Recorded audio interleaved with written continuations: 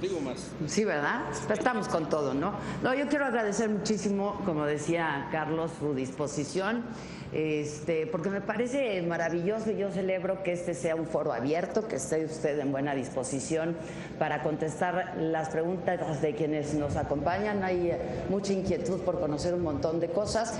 Yo voy a intervenir cuando pueda. Va, es adelante, una deformación de mi profesión. Pero entonces, bueno, un poco la mecánica es la siguiente. Muchas personas quieren participar y han puesto aquí su nombre. Yo voy a elegir un nombre al azar, esa persona se pondrá de pie y le hará una pregunta. Solamente aquí lo único que yo quiero pedir son dos cosas. Uno, que la pregunta la planteemos con todo respeto y que no nos repitamos para que así podamos, ¿no?, optimizar el tiempo. Adelante. ¿Te parece? Bueno, voy a empezar yo, presidente, perdón.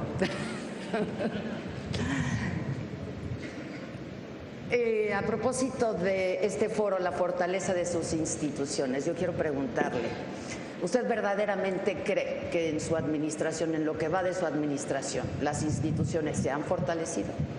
Muchas gracias, Adela, y muchas gracias. Antes que nada, quiero agradecer al ingeniero Carlos Janrón, a Manuel Arroyo, que de forma conjunta organizan este evento, en el que me da muchísimo gusto participar y veo un gran auditorio con una gran representación de distintos sectores de nuestra sociedad. Muy imponente el auditorio y a todos les quiero saludar con gran respeto, con afecto, tanto gente del ámbito público como del ámbito privado. Y a quien habrá de formular las preguntas, Adela Micha, que le distingue y caracteriza hacerlo de manera muy peculiar. Pero nos divertimos. Nos divertimos. A ver, yo creo que México sin duda deja ser, quizá solo en esta pregunta, hacer referencia a cuál ha sido la evolución de México. Que tengamos presente primero que somos un país joven, relativamente joven. Tenemos poco más de 200 años de ser un país libre, soberano e independiente, que los primeros 100 años después de habernos emancipado de España, logramos realmente definir cuál era el modelo, el régimen de ser un país liberal, un país federalista, de reafirmar nuestra soberanía a partir de haber vencido la intervención extranjera. Luego el siglo XX pues fue el año, o fue la centuria en donde prácticamente tuvieron lugar la creación de instituciones. Gracias a los esfuerzos de entonces, pues es que hoy tenemos instituciones educativas sólidas, fuertes. Tenemos una máxima casa de estudios como la UNAM, autónoma, un Instituto Politécnico Nacional, tenemos un sector salud más bien construido en todo un sistema de seguridad social. Creamos otras instituciones a las cuales dimos fortaleza, como el Banco Central o Banco de México, que se le dotó de autonomía. Creamos, a partir de la desconfianza que entonces se generó sobre la competencia electoral, instituciones ciudadanas para regular precisamente y ordenar y arbitrar los procesos electorales. Tenemos una Comisión Nacional de los Derechos Humanos, al poner énfasis y por primera vez haber puesto acento a lo que sin duda es una demanda sentida de la sociedad y sobre todo también de cómo nos ve el mundo, cómo ve el mundo a México. Los mexicanos lo vemos muy bien, queremos a esta nación, la amamos entrañablemente, pero estos sentimientos no necesariamente se traducen en cómo el mundo nos ve y nos observa.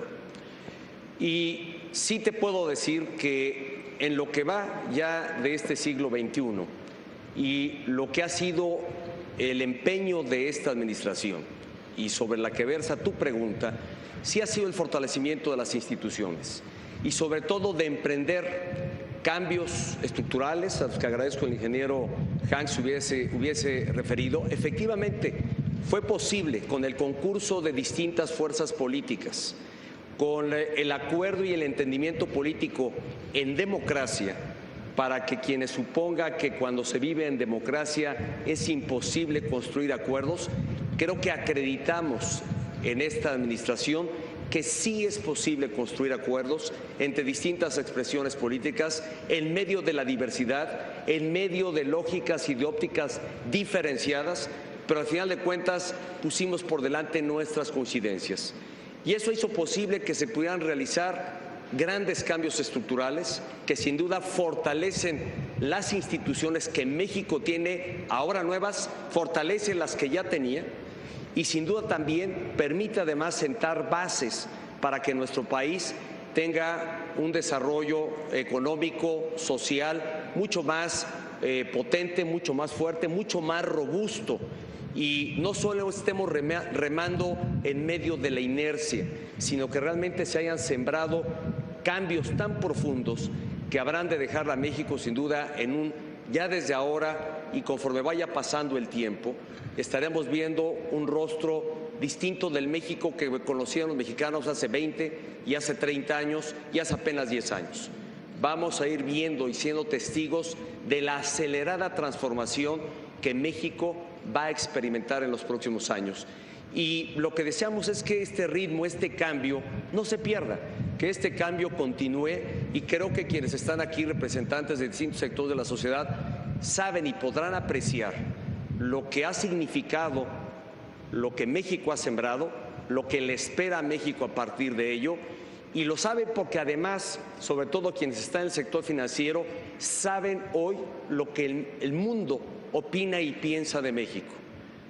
Más allá de lo que son opiniones propias y además lo debo decir con toda claridad, nunca autocomplacientes, pero es claro y es evidente que el mundo, que el ámbito financiero y que el mundo entero hoy ve a México como una potencia emergente, como un país que está transitando a convertirse en un país de mayor desarrollo, pero que ha definido claramente la ruta correcta, que tiene trazada la ruta, trazado el camino, y que de irse materializando todo eso que se ha postulado, sin duda habremos de convertirnos en eso que el mundo ya aprecia. Seremos un país moderno, un país de gran desarrollo en este siglo XXI. Voy a hacer una más y ya, si quiere, pasamos a las preguntas de aquí. La corrupción vulnera estas instituciones, presidente, y hay señalamientos muy serios en el sentido de que pues esta administración no ha logrado vencer la lucha contra la corrupción.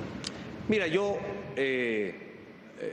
déjame darte mi óptica muy particular sobre el tema de la corrupción, y donde yo lo he señalado ya en distintos foros y lo comparto en este. Creo, primero, que hemos sido un gobierno que ha atendido el tema de la corrupción, un tema que se ha acentuado y está en la sensibilidad de la sociedad, que por un lado puede apreciar y reconocer muchos logros en distintos ámbitos, pero siempre viene la pregunta, bueno, ¿y qué sobre la corrupción? Y sin embargo, creo que han estado a prueba las instituciones para combatir la impunidad, es decir, castigar o por lo menos someter a la justicia a aquellos que eventualmente o presumiblemente han estado actuando fuera del margen de la ley. Y como en ninguna otra administración había ocurrido, creo que hoy conocemos el gran número de casos de quienes se enfrentan procesos, y digo, ante presunciones de actos de corrupción, y que los están enfrentando. Hoy tenemos dos grandes sistemas que sin duda van en el combate a la corrupción. Un sistema nacional de transparencia que obliga a que las entidades públicas, los poderes del Estado, ya no solo el Poder Ejecutivo, que así operaba anteriormente, todos los poderes del Estado, el Poder Judicial, el Poder Legislativo, todos sean entidades que están sujetas y obligadas a rendir cuentas claras y a ser transparentes en su actuar, y que cualquier ciudadano puede preguntar sobre el destino de recursos o la aplicación de recursos que se sabe tienen en administración los distintos poderes. Hoy tenemos un sistema nacional de transparencia que pasó de tener poco más de 200 sujetos obligados a esta transparencia a casi 900 sujetos obligados, más de 850 sujetos obligados, y por sujeto me refiero a las entidades públicas que están obligadas a ser transparentes en su actuar. Y por otro lado tienes un sistema nacional anticorrupción que está iniciando a operar, y el sistema nacional anticorrupción, quizá muchos esperarían que de él fuera un modelo, un sistema exclusivamente sancionador, exclusivamente dirigido a judicializar o a llevar a juicio o a procesos legales a aquellos que presumiblemente incurrieron en actos de corrupción. No, el Sistema Nacional Anticorrupción va más allá de eso. Está diseñado para que el Estado tome o emprenda políticas públicas, defina acciones a su interior que permitan cerrar las brechas precisamente de a la discrecionalidad y a espacios donde eventualmente pueda haber corrupción. Este yo creo que es el avance que no tiene precedente en años recientes en el combate a la corrupción. Y también déjame decir algo más, que es donde a lo mejor políticamente alguien dirá que es incorrecto, pero es donde yo encuentro a ver algunas discrepancias. Primero, a cualquier cosa que ocurra hoy en día es por la corrupción. Si casi si hay un choque aquí en la esquina, fue la corrupción, algo pasó en el semáforo. ¿Quién compró el semáforo que no funcionaba? Hemos tenido los ejemplos de socavones, pues a ver, pasan en todas partes del mundo. Uno señalado, pero ha habido varios más y ahora vimos estos sismos y detrás de cada evento quieren encontrar un responsable, un culpable y siempre es decir, es la corrupción.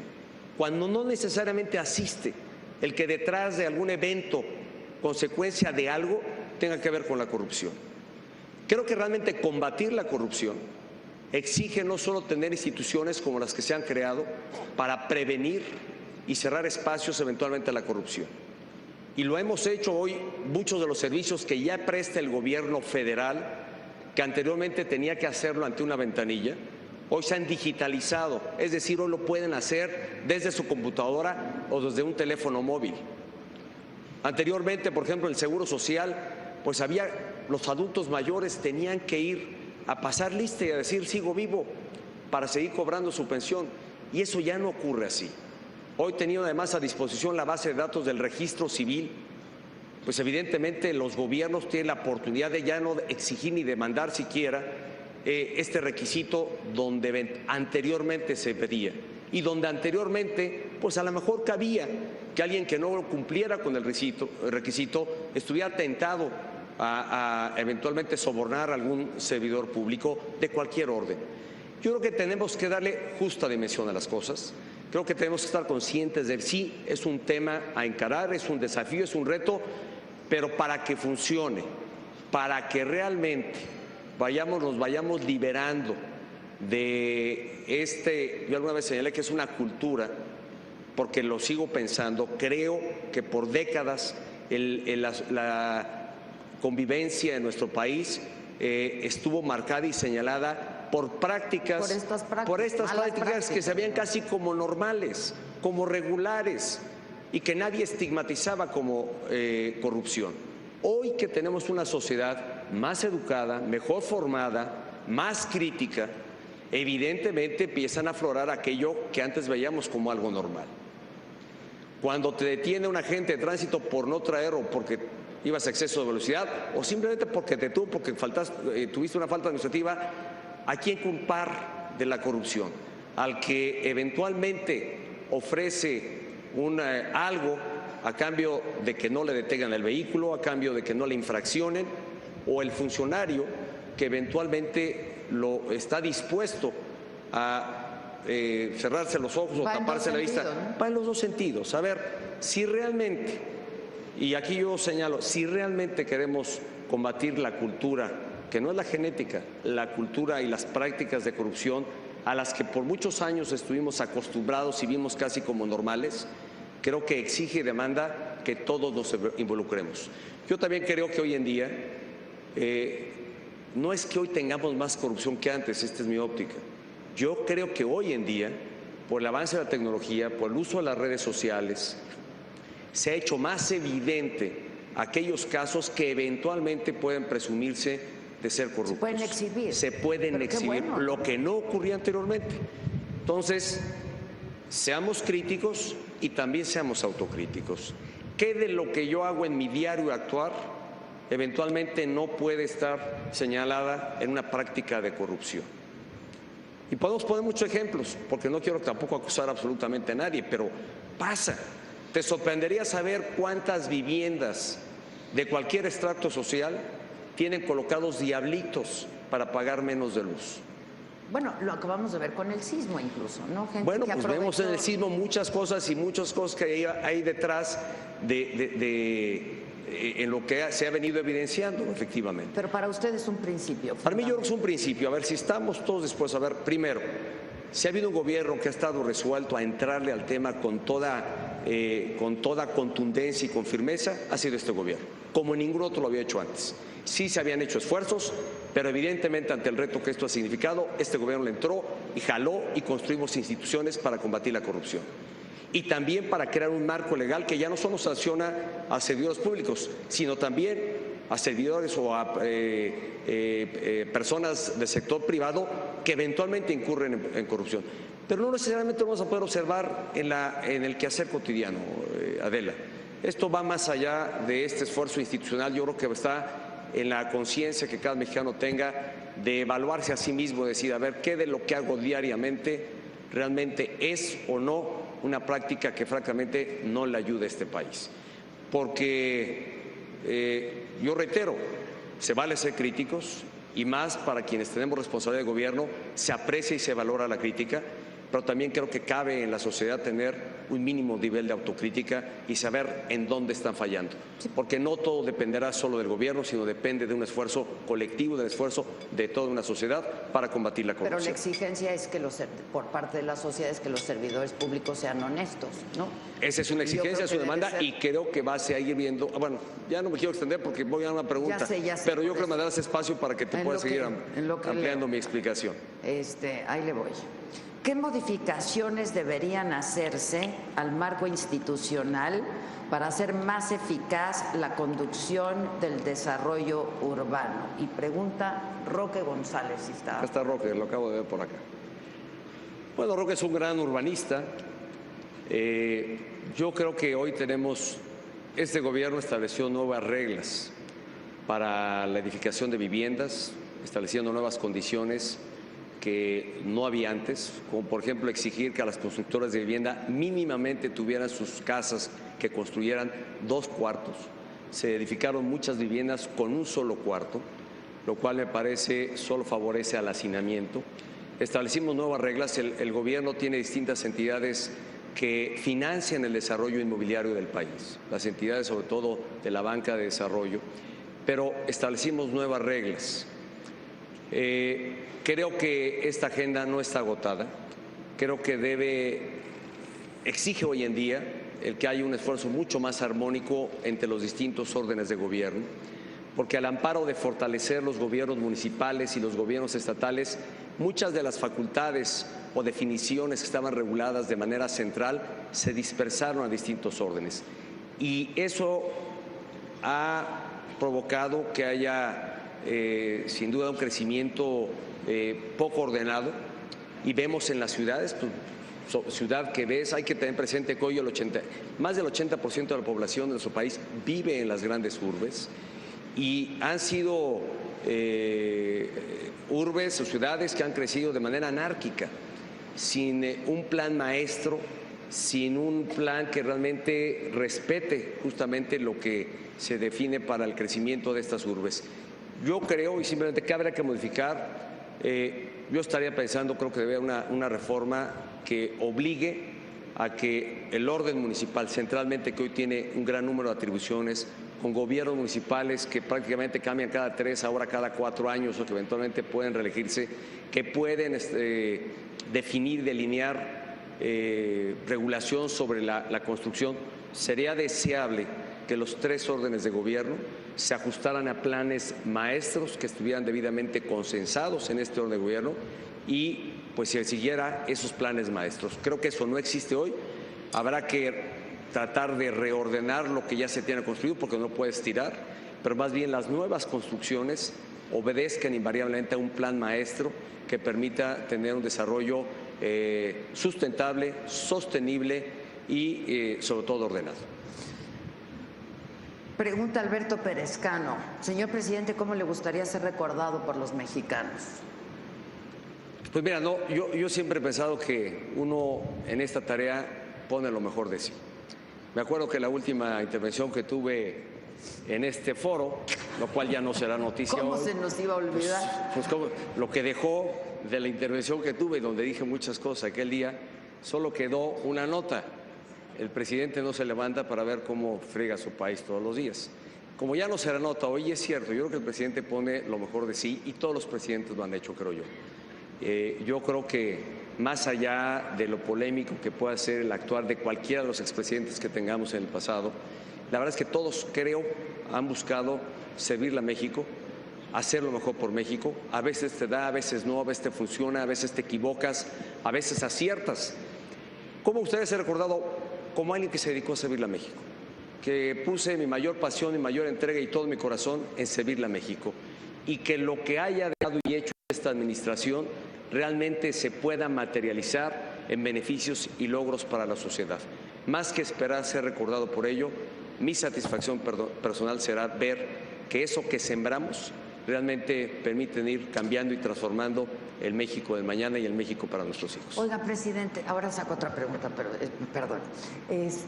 A propósito de esto, ¿qué perfil cree usted que deba tener el próximo presidente, dadas las condiciones del país y de la escena internacional? No, hombre, tú eres muy hábil para preguntar. ¿Quieres ahí? Lo quieres dibujado, ¿verdad? Si con apellidos, a ver. ¿Qué perfil? Mira, primero, para esto tengo que ser cauto porque ya estamos en el proceso electoral y cualquier cosa que diga el presidente, pues la autoridad electoral puede decir que estoy teniendo alguna intervención sesgada en mi... No, ya inició. El proceso electoral ya inició en septiembre. Mira, yo creo que el perfil lo habrán de valorar los mexicanos. Vivimos en una democracia y habrán de valorar entre los varios candidatos que tengan delante de sí quién tiene el mejor perfil que cumpla, por lo menos yo creo, con algunas características. Primero, que ame a México, que ame entrañablemente a México. Segundo, que tenga una trayectoria en la que pueda acreditar conocimiento y experiencia en el servicio público, porque hay quien supone que trabajar en el servicio público es fácil, quizá la tarea más fácil, y no la es. Hoy demanda, y más hoy en día, demanda calificación o tener calificaciones, tener trayectoria y tener conocimiento. Tercero, que tenga una propuesta clara, porque de lo que hemos visto en cualquier proceso electoral es mucha retórica, mucho bla, bla, bla, siempre evidentemente muchos compromisos que asumen unos y otros, pero al final de cuentas la gente yo creo que tendrá que evaluar si la propuesta que ponen los candidatos sobre la mesa son viables, se pueden realmente materializar y realmente tienen un sentido claro de hacia dónde quieren llevar a México. Son algunos de los aspectos que me parece para no ir al retroceso, como dijo usted, ¿no?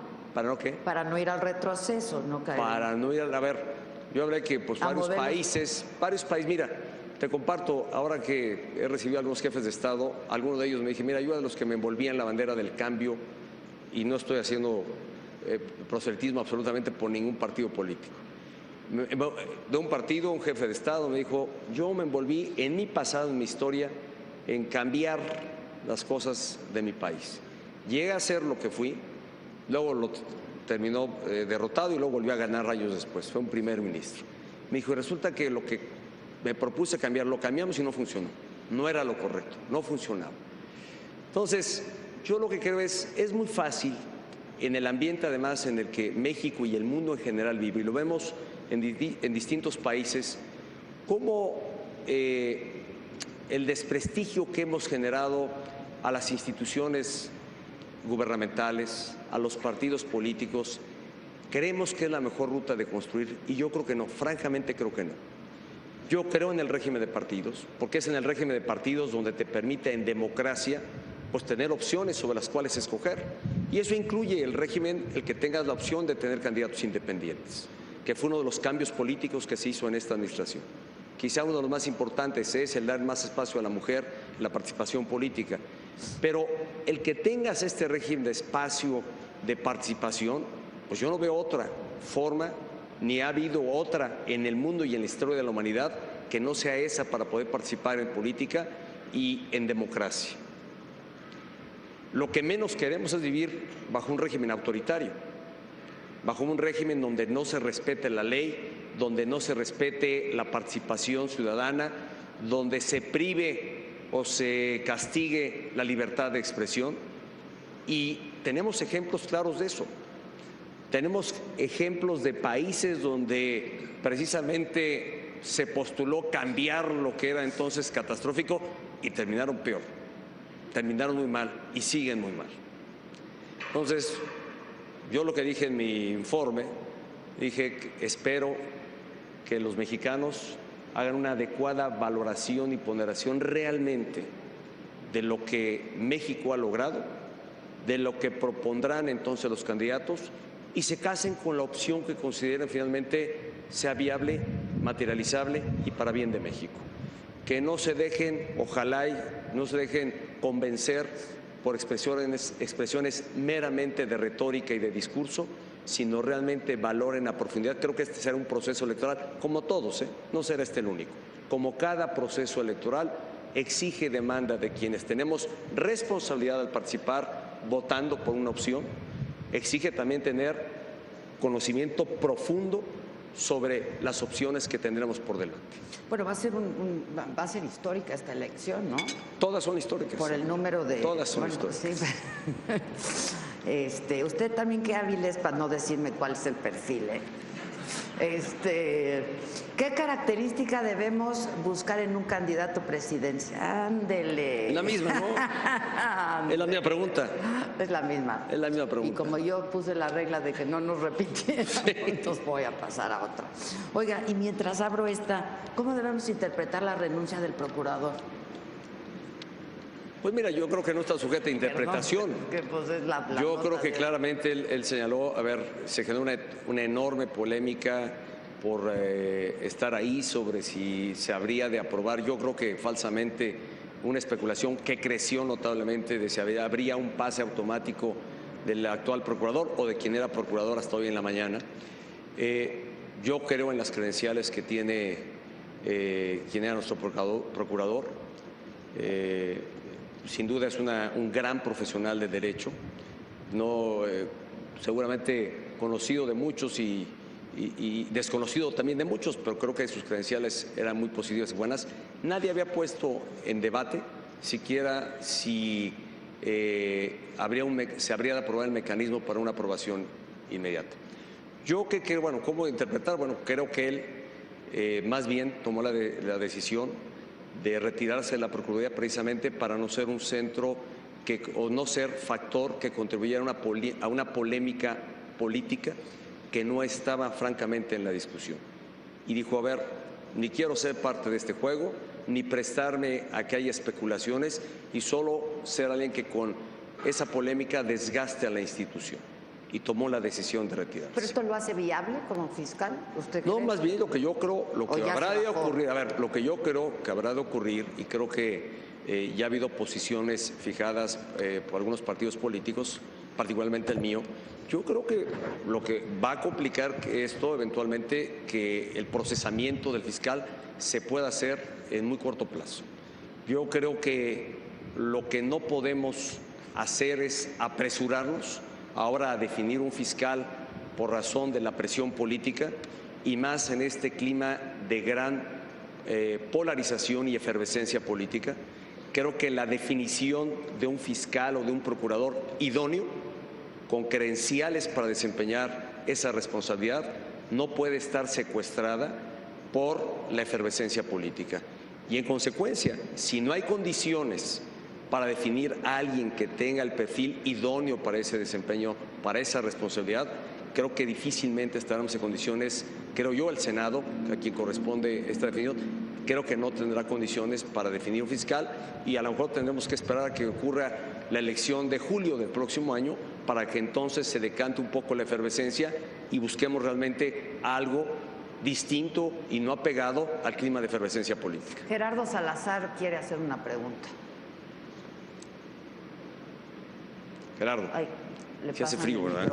El chaleco. Buenas tardes. Claramente la referencia que hacía usted hacia el sector financiero y las expectativas que tienen allá afuera dibujan muy continuamente un escenario populista, centralista y hasta autoritario en lo que viene como posible resultado del proceso electoral. Y el riesgo político básicamente lo centran ellos, más que en una discusión ideológica, en una disminución o debilitamiento de la efectividad de las políticas públicas. Claramente quiero hacer 3 preguntas. La primera, ¿qué instituciones no pueden evitar este escenario, aún estando dentro de él? Segundo, ¿peligran las reformas estructurales? Y tercero, ¿qué podemos hacer los empresarios para evitar que las instituciones realmente marquen el ritmo y el futuro de México? Sí, le faltó poner el nombre. A ver, yo espero que el fortalecimiento de nuestras instituciones, y no porque esto signifique tener que fortalecer alguna todavía más, yo creo que las que tenemos, quien suponga que hay que fortalecer instituciones para generar una especie de blindaje a cualquier intento de que México sucumba en un escenario de autoritarismo, creo que no lo veo ni viable, ni siquiera hoy en condiciones de que eso ocurra. Creo que tenemos hoy instituciones bastante sólidas, robustas y fuertes, siempre en la oportunidad de mejorar, siempre en la oportunidad de consolidarse aún más en lo que o para lo que fueron definidas. Más bien yo creo que ¿qué se puede hacer? Pues yo creo que estar conscientes de lo que nos va a tocar vivir en la elección del próximo año, una gran competencia política, hacer una adecuada valoración de quiénes son los perfiles que eventualmente estén compitiendo por la presidencia de la República, porque sí tengo que decir algo. Así como dije que el presidente de la República no se levanta todos los días pensando en cómo amolar a México o cómo joder a México, fue como lo dije expresamente. Se habla con propiedad, presidente. Así habla con propiedad. Favor. También es cierto que a lo mejor sin querer una mala decisión del presidente sí puede llevar a México, perdón que lo diga, a que se joda, a que se friegue más. Entonces, perdón por lo impropio de mi expresión, la forma de decirlo, pero sí efectivamente en la atribución del presidente está tomar medidas acertadas o desacertadas y que pueden tener efectos. Y déjenme decirles algo, para mí, créanme que algunas de las decisiones que he tomado como presidente las he hecho en el sentido de la responsabilidad y sé el desgaste que esas decisiones tienen y el efecto que generan, y sé del desgaste que le generan al presidente. Miren, en enero, pongo buen ejemplo, cuando la decisión del gobierno y la toma del presidente de la República de liberalizar el precio de la gasolina, era evidente que no era una decisión ni fácil ni popular, pero era necesaria, y creo que el tiempo nos ha dado la razón. Hoy México puede manejar de mejor manera el entorno económico complejo que está en el mundo, puede insertarse de mejor manera. Tuvimos una revaloración y una mejor calificación, y es en pocas palabras la confianza que el mundo puede tener en México en razón de cómo está su camino hacia el futuro en lo económico. Y si bien una decisión popular, era la responsable a tomar.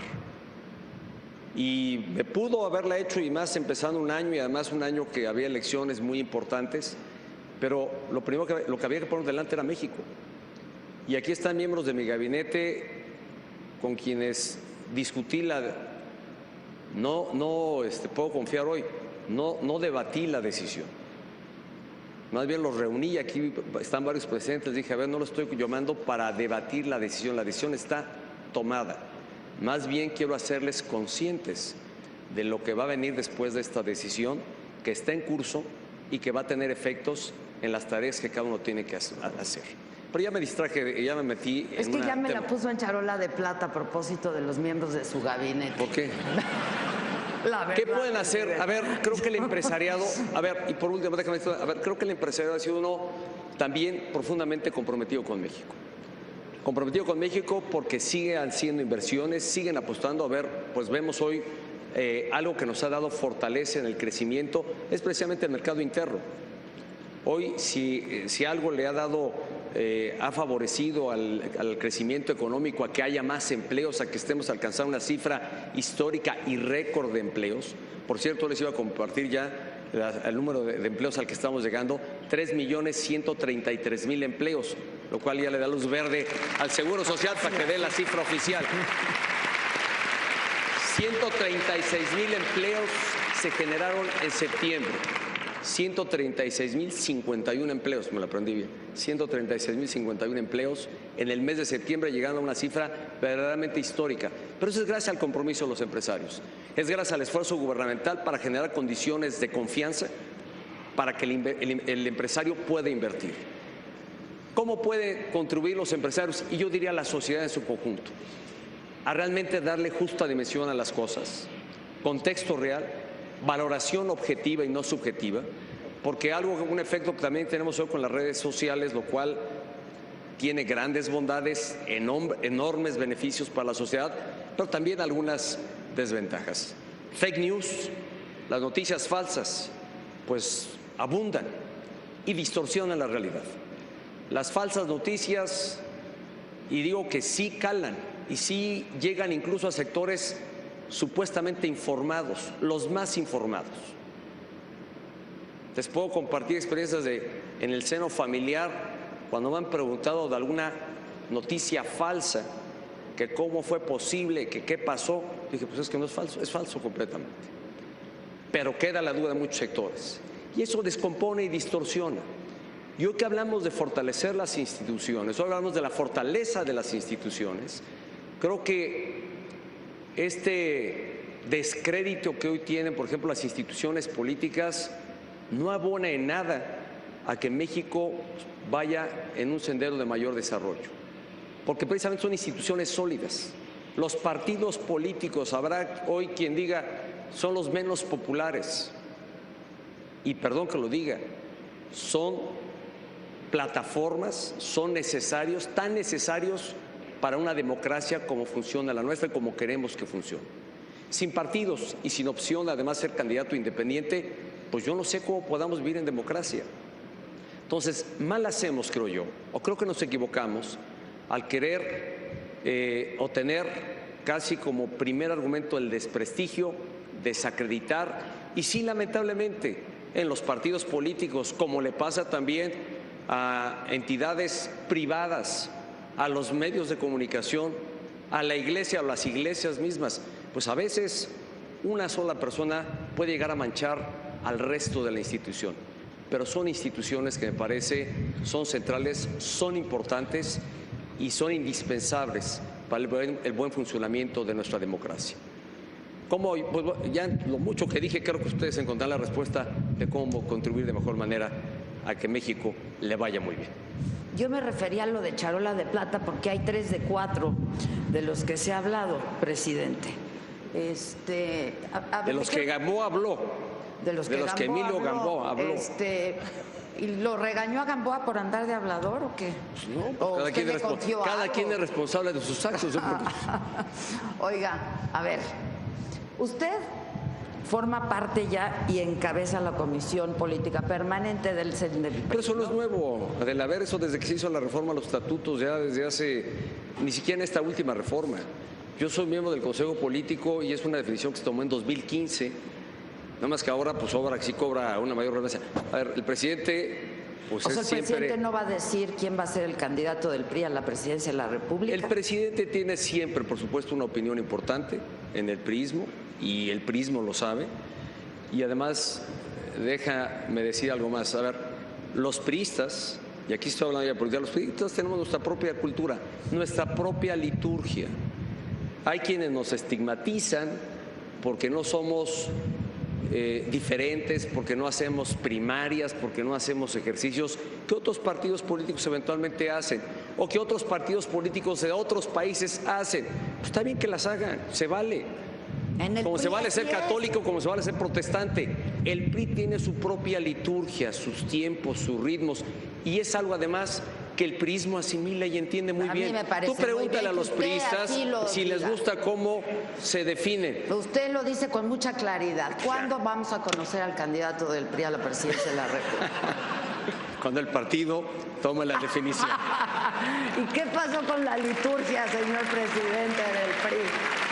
Mira, lo que pasa es que luego A ver, presidente, luego nos sincronizamos también el partido y el presidente, que eso pasa, que luego no sé quién le lea la mente a quién. Presidente, si el partido, presidente. al presidente o al presidente Porque del partido, los pero tiempos coincidimos. apremian, ¿no? ¿Mandé? Los tiempos apremian. A ver, yo creo que los tiempos Me del... pasa en un periódico del Financiero. ¿Ya lo vio, presidente? ¿Alguien tiene un...? No, ya lo vi, yo sí lo vi. Aquí está Manuel Arroyo, sí lo vi. No, pues es que salen las encuestas. Esa es la fotografía de hoy donde se ve que va a haber una gran competencia electoral. Lo que puedes ver hoy en la Ay, fotografía de hoy. gracias, muchísimas gracias. Publicidad para el Financiero. Digo, ahí trabajo, ellos me pagan. Faltaba más, presidente. Bueno, entonces... A ver, ¿cuál va a ser los... A ver, seguro, a ver. Sin No, duda... es que mire. No, a pues ver. tú quieres que dé nombre, día y fecha. Pues no Ay, sé. sería buenísimo, presidente. Me consagra. No, a Qué ver. buena falta me hace, no vaya usted a saber. A finales de este año va a haber ya candidato. Sí, bueno, pues si no queda de otra. Sí, exactamente. O sea, chinga, no manches, No falta presidente. mucho para eso. No, por eso. No falta mucho para eso. No, bueno, pero que no va a ser... Estamos casi a 2 meses de la Navidad. ¿No va a ser a finales de noviembre? A ver, el calendario electoral te da hasta, no me acuerdo si el 14 de diciembre para empezar las precampañas. Antes de esa fecha y hasta esa fecha puede ocurrir cualquier día. Sí, y anda usted haciendo travesuras porque mire, está como los 3 mosqueteros, que luego fueron 4 con D'Artagnan y luego así pasó, ya son 5. ¿Dónde está Miguel de la Madrid? Ya nos destapó a Miguel de la Madrid. A ¿Qué? Enrique de la Madrid, perdón. No lo Enrique. invitaron aquí, no sé por qué. Enrique, así va a estar la No, cosa. o sea, aquí se ve que el grupo de interacciones y acá el Financiero, le hicieron caso a lo que Gamboa les ahí anunció. Entonces dijo, vamos a invitar a estos 4. A lo mejor les faltó el bueno. Pero falta. Así va a andar. No estoy hablando en serio. No, va a ser que no va a ser el bueno. Presidente, No, a ver. denos luz. Me lo van a cobrar si saludo a los que están aquí, es el bueno, imagínate.